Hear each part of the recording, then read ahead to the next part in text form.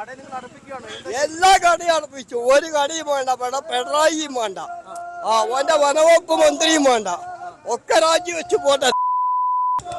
ഓലെ കള്ളന്മാരതാണ് ഈ നാട്ടുകാരെങ്ങനെ കൊല്ലുന്നത്. ആണോ?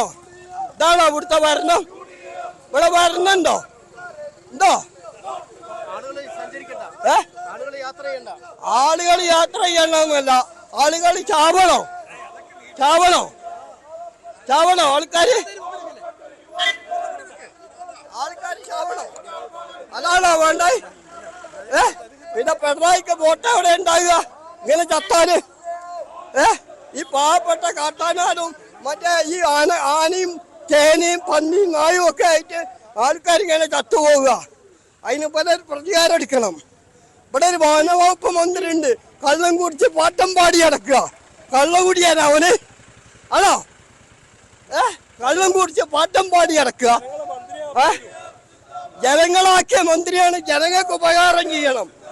അതെ, ഒരു പിണറായി ഒരു പാവപ്പെട്ടവന്റെ പെൻഷൻ വരെ കൊടുക്കുന്നില്ല, എന്നിട്ട് ഓൻ അതും കൊണ്ട് അമേരിക്കയിലേക്ക് വെള്ളം വിടാൻ പോവുക. ഇതാണോ ന്യായം? ഓനും ഓന്റെ മകളും ഓന്റെ മരുവോനും കൂടി എല്ലാരും പാടെ കൂടിയിട്ട് അമേരിക്കയിലേക്ക് പോയത് ആണോ?